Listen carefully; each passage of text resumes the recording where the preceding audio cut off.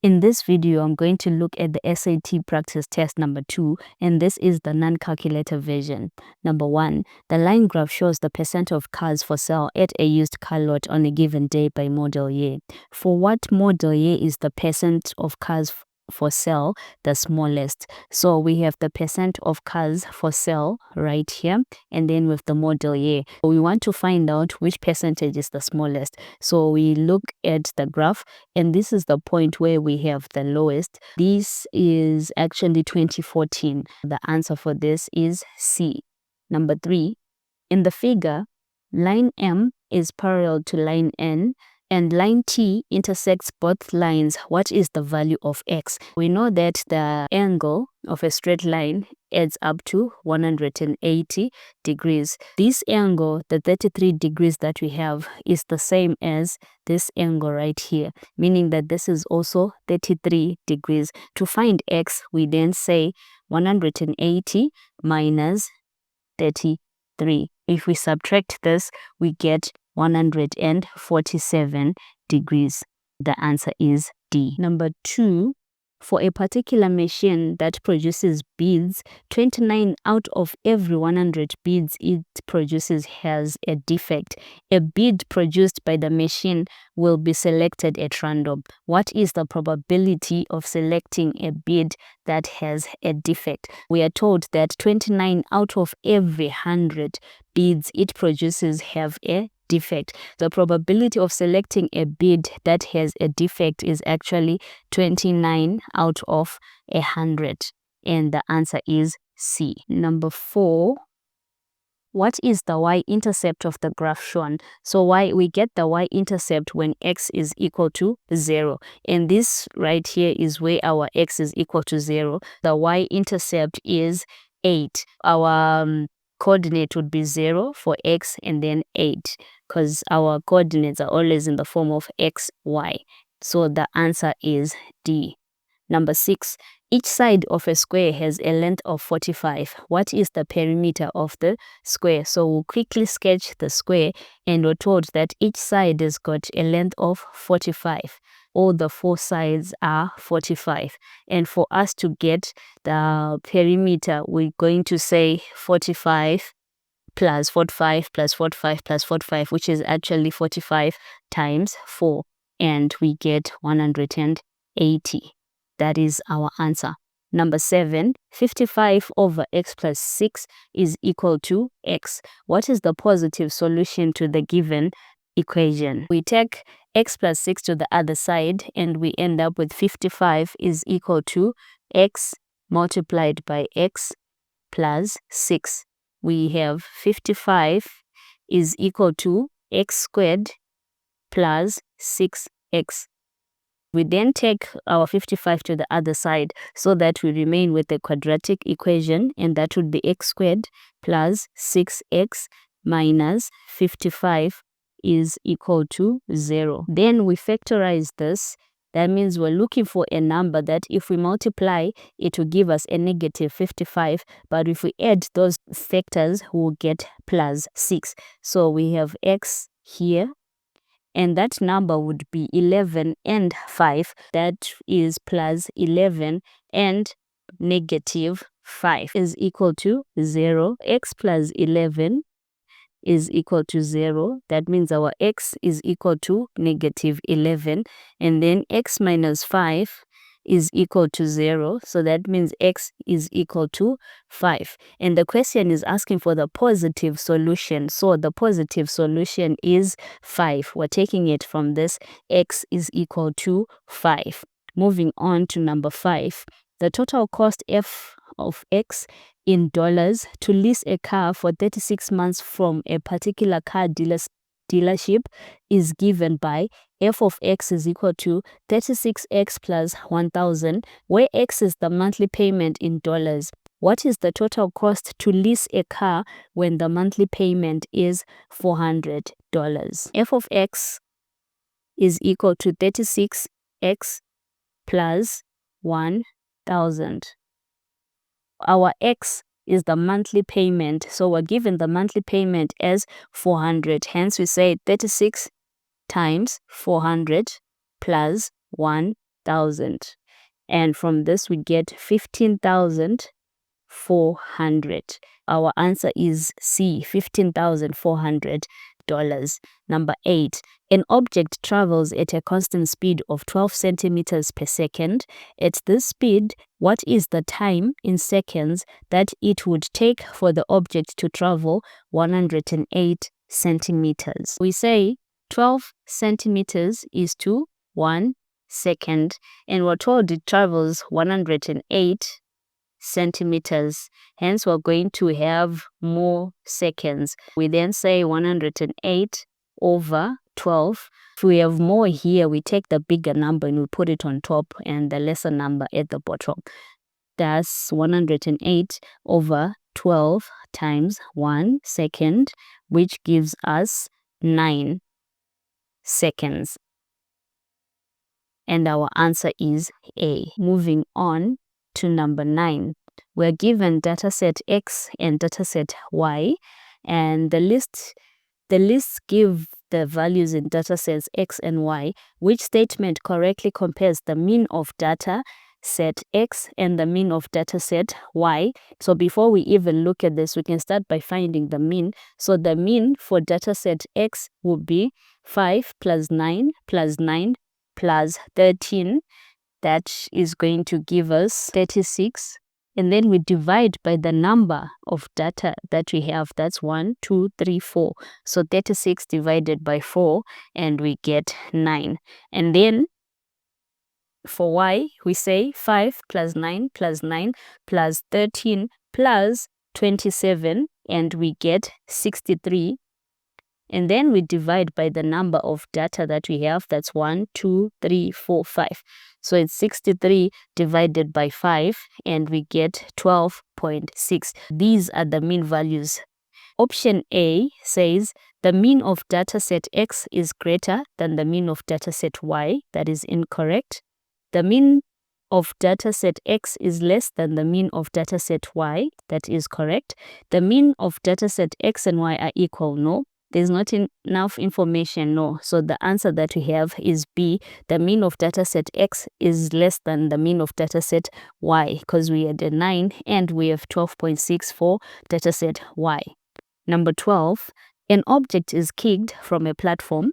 The equation h is equal to negative 4.9t squared plus 7t plus 9 represents the situation where h is the height of the object above the ground in meters, t seconds after it is kicked. Which number represents the height in meters from which the object was kicked? So we're looking for h, right? Where we're saying h is the value when t is equal to 0. If we substitute 0 for t, right, we are going to have negative 4.9 multiplied by 0 plus 7 multiplied by 0 plus 9. And then we get, this is 0 plus 0 plus 9. We get 9 as our answer. Our answer is 9 meters, and that is D. Number 10, a rocket contained 467,000 kgs of propellant before launch. Exactly 21 seconds after launch, 362,105 kg of this propellant remained. On average, approximately how much propellant in kg did the rocket burn each second after launch? We are going to look at how much was used in 21 seconds. We subtract what we had from the beginning. That's 467,000 minus 362,105 kgs. And if we subtract this, we get 104,895 kgs. And then we are told that it did this in 21 seconds. So we then look at the kgs that were used per second. So that's 104,895 divided by 21, and we get 4,995 kgs. It burnt 4,995 kgs per second, and the answer is A. Number 13, f of x is equal to 4x squared minus 50x plus 126. The given equation defines the function f. For what value of x does f of x reach its minimum? We have our function in the form of ax squared plus bx plus c. For us to get our x, we then have minus b over 2a. Substituting the values of a and b into this formula that we have. This is for the vertex, right? We get x is equal to minus 50 over 2 multiplied by 4. And we get 50 over 8. We reduce this to its simplest form and we get 25 over 4. This is our answer. Number 11, if 4x plus 2 is equal to 12, what is the value of 16x plus 8? 4x plus 2 is equal to 12. And we can find the value of 4x by taking 2 to the other side, and we get 4x is equal to 10. Replace this 16x by 4x, but to get 16x, that means we're multiplying 4x by 4. Hence, we get 4 multiplied by 4x plus 8 is equal to, now we know the value of 4x, so we say 4 multiplied by 10 plus 8, and we get 40 plus 8, which is equal to 48, and the answer is B. Number 14, a small business owner budgets 2,200 to purchase candles. The owner must purchase a minimum of 200 candles to maintain the discounted pricing. If the owner pays $4.90 per candle to purchase small candles and $11.60 per candle to purchase large candles, what is the maximum number of large candles the owner can purchase to stay within the budget and maintain the discounted pricing? We're going to let X be for small candles, and Y is going to be for larger candles. And from this we can then derive an equation whereby we are saying 4.9, let me write it here because of space. So we say 4.9 X for the smaller candles plus 11.6 Y for the larger candles should be less than or equal to 2,200. Remember, we're told here that the small business owner budgets 2,200 to purchase the candles. This equation here must not be more than his budget. And then we are also told that X plus Y should be greater than or equal to 200. Because we're told that the owner must purchase a minimum of 200 candles. So X plus Y, that's the smaller candles plus the larger candles, must be more than 200. Solving this inequality now, we are going to say X is greater than or equal to 200 minus Y. We took it from this equation number 2. I'll label that equation number 2, and this is equation number 1. We get our equation number 3. We're going to substitute. Now, substituting this equation into equation number 1, we get 4.9.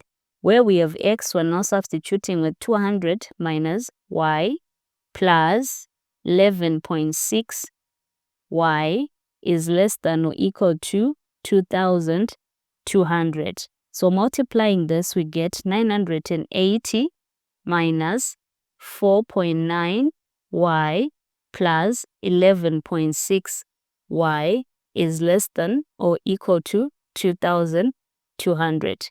And if we take 980 to the other side, we remain with the Y value as 6.7. Y is less than or equal to 1,220. Then our Y value is less than or equal to 182.0.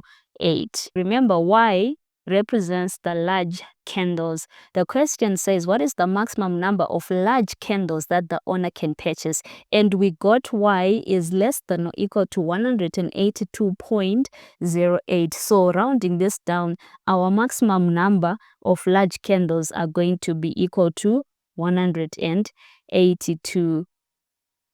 So this is our final answer, 182 candles. Moving on to number 15. In the linear function f of 0 is equal to 8 and f of 1 is equal to 12. Which equation defines f? We can start off by checking our options. We can replace our options with these values to see which one is going to give us what we want. So we can start off with part A. It says 12x plus 8. So if we are using 0, for example, we should get 8. So if we say 12 times 0 plus 8, we do get 8. And then in this second one, if we replace our x with 0, we get 0. However, we are supposed to get 8. And then if we replace the part C with 0, we then get 12 as our answer. And in part D, if we replace this with 0, we get 8. Already we have two options that are giving us 8. We're going to move on and substitute our x value with 1. Part A, using 1 as our x value, we're supposed to get 12. So part A, we then have 12 plus 8, that gives us 20, which is not what we are looking for.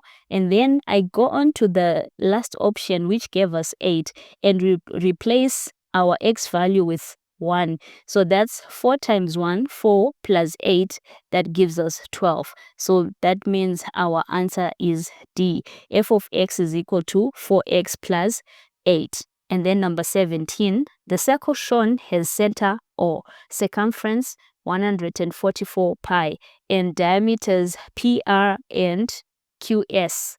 The length of arc PS, which is this one here. The length, which is this one here, PS, is twice the length of arc PQ. So it's twice the length of this arc PQ.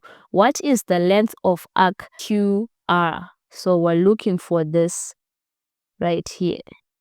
We're looking for QR. From this whole diagram, we know that our circumference, which is equal to 144 pi, is actually derived from the equation 2 pi r.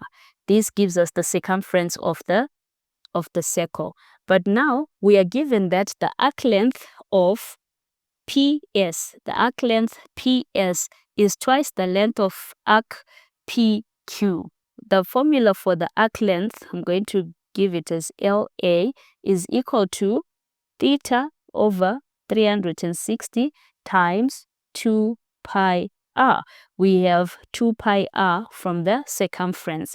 If we look at these angles and the information that we've been told, right? So PQ is equal to theta, and this angle automatically becomes theta as well because they are in line. And then these other angles, because they are, remember this one is twice the length of PQ. That means the angle here is twice the angle of PQ. So we have 2 theta and 2 theta. Now putting all this together, we can say 2 theta plus 2 theta plus theta plus theta, we get 6. So we can put it as this, we get 6 theta, which is equal to 360 degrees. To get theta, we then divide 360 by 6 and we get our theta as 60 degrees. That means the angle for this part here is 60 degrees. Now plugging that into our formula, we get 60 over 360 times our 2 pi r is 144 pi. Now, if we work this out, we get our answer as 48 pi. So that is the arc length of QR, 48 pi, and the answer is B. Moving on to number 16. The function f of w is equal to 6w squared gives the area of a rectangle in square feet. If its width is w feet and its length is 6 times its width, which of the following is the best interpretation of f of 14 is equal to 1176?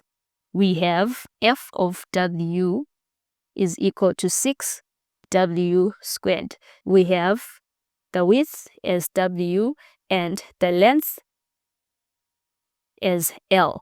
And then we are told here that if its width is w feet and its length is 6 times its width, that means our length is actually equal to 6w, because this w, the width, represents the width that we have, and our width is w, and the length is equal to 6w.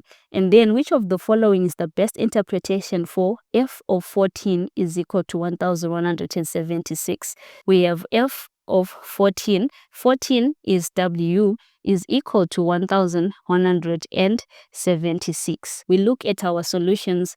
If the width of the rectangle is 14 feet, then the area of the rectangle is 1176. This makes sense. B. If the width of the rectangle is 14 feet, then the length of the rectangle is 1176 feet. That is incorrect. C. If the width of the rectangle is 1176 feet, then the length of the rectangle, this is also incorrect. And then if the width of the rectangle is 1176 feet, then the area, no, that is incorrect. We can't have an area that is less than the width of the rectangle. So the answer is A. Number 18. A company that provides whale-watching tours takes groups of 21 people at a time. The company's revenue is $80 per adult and $60 per child. If the company's revenue for one group consisting of adults and children was $1,440, how many people in the group were children? So first things first, we're going to let X denote the adult rate. And then let Y denote the children's rate. And then from this, we can come up with simultaneous equations. So we're told $80 per adult. So that's 80x plus $60 per child. 60y is equal to $1,440. And then we're told that the tour takes groups of 21 people at a time. So we're saying x plus y is equal to 21. And then from this, we can use the substitution method, whereby we say x is equal to 21 minus y. So this is equation number 1. This is equation number 2, and then this is equation number 3. So plugging equation number 3 into equation number 1, we get 80 multiplied by 21 minus y plus 60.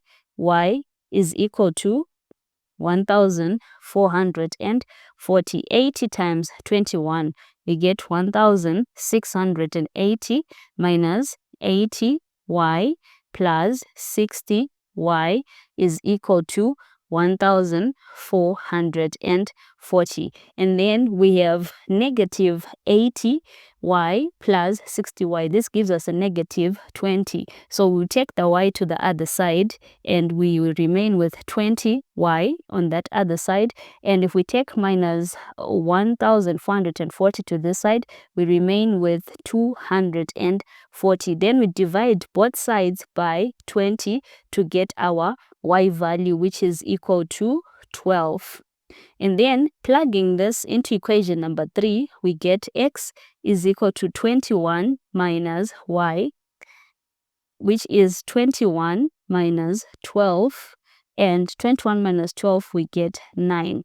So our x, remember, is the adult rate. So the question says, how many people in the group were children, which was the y value that we got. So y is 12. Hence, the answer is C, 12.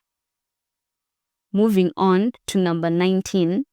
The function h is defined by h of x is equal to 4x plus 28. The graph of y is equal to h of x in the xy plane has an x-intercept at a, 0, and a y-intercept at 0, b, where a and b are constants. What is the value of a plus b? So we take the equation that we are given here, which is h of x is equal to 4x plus 28. And then h of x is the y value. So the y is 0. That means we get 4x plus 28. And then taking 28 to the other side, we remain with 4x is equal to negative 28. Dividing both sides by 4, we get x as negative 7. That is when our y value is 0. When our x value is equal to 0, we then get y is equal to 4 multiplied by 0 plus 28. Our y value becomes 28. Now the question says, what is the value of a plus b? A plus b is equal to negative 7 plus 28, which is equal to 21, and that is a. Moving on to number 22. The function f is given. Which table of values represents y is equal to f of x minus 3? We can equate this whole equation to 0. What it means is we're going to solve for each bracket that we have, equating it to 0. So if we do this for x plus 6, we get the value of x as equal to negative 6, and the value of x here is equal to negative 5, and then the value of x here as x is equal to positive 4. Already we have a table like this, whereby the x values are here, then the y values is what we're going to look for next. For x, we have negative 6, negative 5, and 4. But we are told that the table of values represents y is equal to f of x minus 3. So now, what we're going to do is to take our f of x, which is x plus 6, x plus 5, and x minus 4. This whole minus 3. So now we take our x values and we plug them into these brackets. So for the first one, we have our x value as negative 6. And that would be negative 6 plus 6, that gives us a 0. Negative 6 plus 5, that gives us a negative 1. Negative 6 minus 4, that's negative 10. So if we multiply this whole bracket, we're still going to get 0. So we then say 0 minus 3, that's negative 3. And then we do this the second one, whereby our x value is now negative 5. The trick here is any number multiplied by 0, it's going to give us 0. Substituting our x value for these numbers that we have, we're going to get a bracket that is going to give us a 0. If we use negative 5, we're still going to get our y as negative 3, because if we plug in negative 5 in the second bracket where we have plus 5, we're going to get 0. So the entire expression will give us 0. So that's 0 minus 3. And then it's the same thing for 4. If we replace our x value here with 4, we're going to get 0. And anything multiplied by 0 gives us 0. If we use 4 again, we get negative 3. Our answer will be looking like this. So our answer is B. Number 20. One of the factors of 2x cubed plus 42x squared plus 208x is x plus b, where b is a positive constant. What is the smallest possible value of b? What we're going to do is to factorize first. So if we factorize, we take out 2x and we remain with x squared plus 21x plus 104. We can further factorize this, whereby we look for a number that if we multiply, we get 104, and if we add those two factors, we get 21. Those numbers, so we have our 2x on the outside, and then we have x there, and we have another x. Those two numbers are 13 and 8. So we have plus 13 and plus 8. We have got these factors. We have 2x, we have x plus 13, and we have x plus 8. And we're told that one of the factors is x plus b, where b is a positive constant, and we're asked to find the smallest possible value of b. What we have, the possible values that we have are actually 13 and 8. Because remember, we want our answer in the form of x plus b, and one of the factors that we have is x plus 13, and the other is x plus 8. So we have 13 and 8 as the possible values. Hence, the smallest possible value of b is 8. We are going to take the smaller number, which is 8. Moving on to number 21. Y is equal to negative 1.5, and y is equal to x squared plus 8x plus a. In the given system of equations, a is a positive constant. The system has exactly one distinct real solution. What is the value of a? We can actually rewrite this whole expression as a quadratic equation, whereby we're saying our y here, we're going to take negative 1.5, cancel out the y, and we say negative 1.5 is equal to x squared plus 8x plus a. So if we are to rewrite this whole equation, it becomes x squared plus 8x plus a. We take negative 1.5 to the other side, it becomes plus 1.5 is equal to 0. So the system is exactly one distinct real solution. For us to get a distinct real solution, that means that the discriminant is equal to 0, and the discriminant is b squared minus 4ac, which is supposed to be equal to 0. Plugging in our values into this discriminant, we get 8 squared minus 4, our a is 1, plus our c is a plus 1.5, that's a plus 1.5, and this is all equal to 0. Then we are going to solve for a. 8 squared is equal to 64 minus 4a minus 4 times 1.5, that gives us a 6, is equal to 0. 64 minus 6, we get 58, and we take 4a to the other side, and it becomes a positive value, and then we divide both sides by 4 to get our a value, which is equal to 14.5. So this is the value of a. Number 23, for the function q, the value of qx decreases by 45% for every increase in the value of x by 1. If q of 0 is equal to 14, which equation defines q? So what we're going to do, our basic equation for these exponents is a b to the power of x. So the first thing is we're going to calculate the percentage decrease factor for each increase in x by 1. We're told that the decrease is 45%, which means that q of x retains, let me write it, q of x retains 100% minus 45. Q of x retains 100 minus 45%, which is equal to 55%.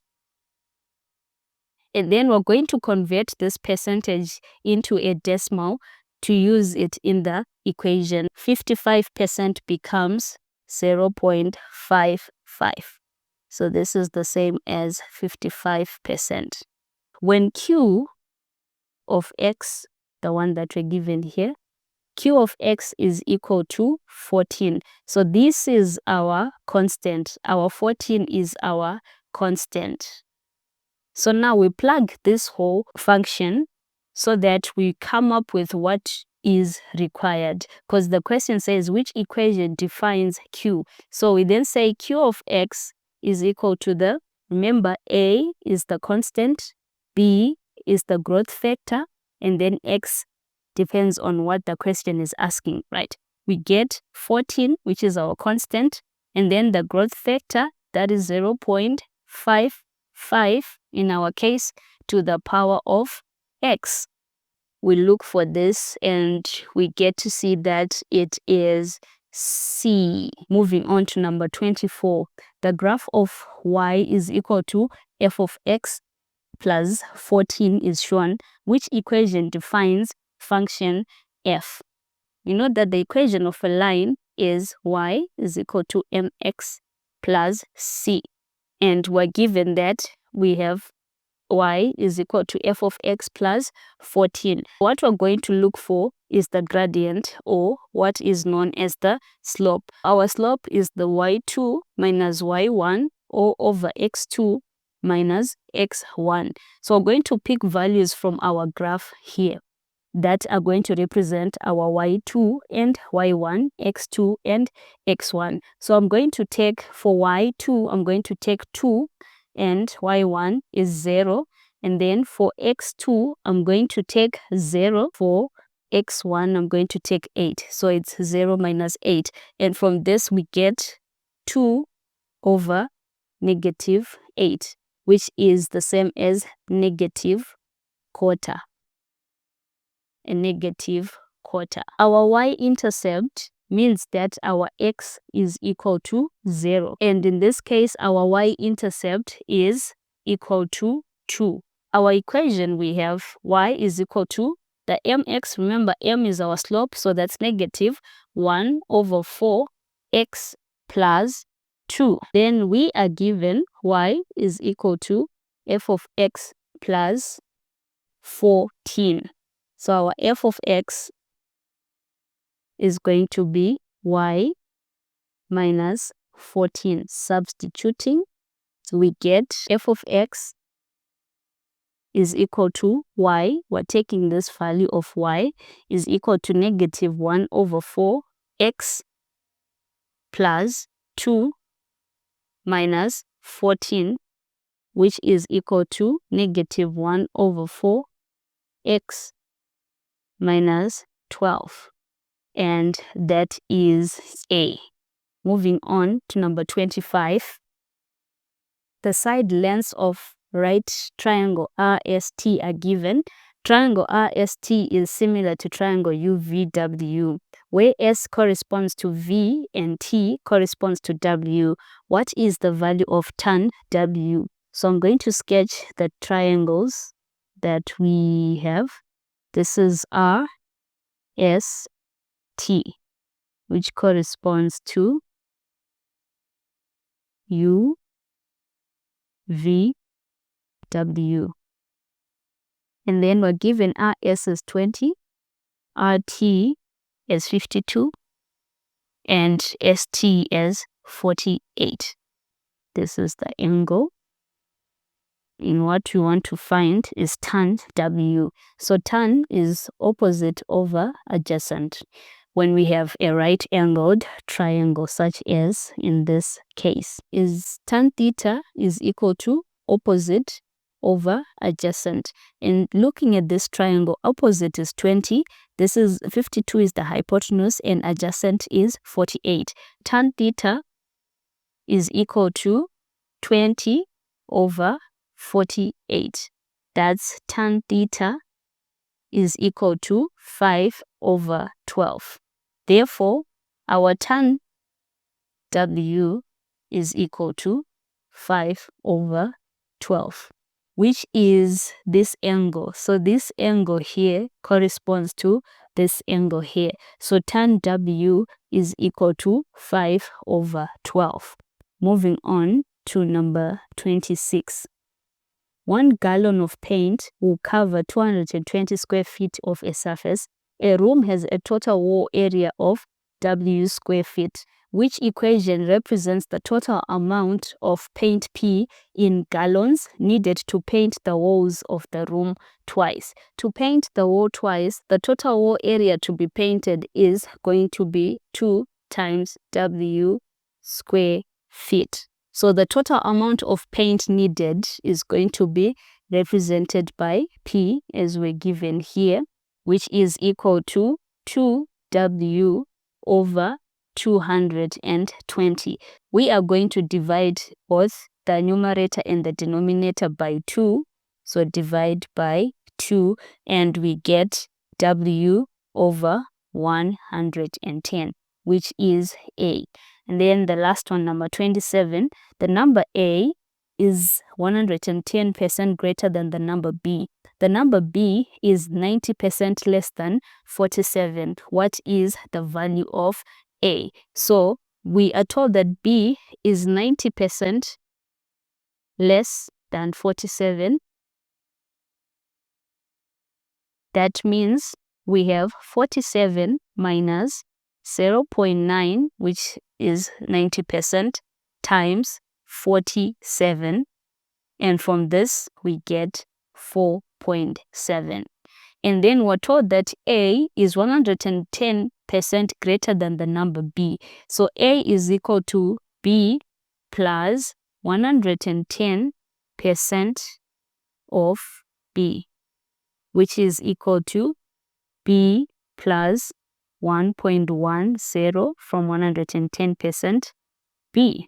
And if we add this, we get 2.10 B. So substituting our value of B into this equation that we have, because this is A, we then get A is equal to 2.10 multiplied by B that we got the 4.7. And if we multiply this, we get 9.87. So we have come to the end of our paper. Please do subscribe for more videos. See you in the next one.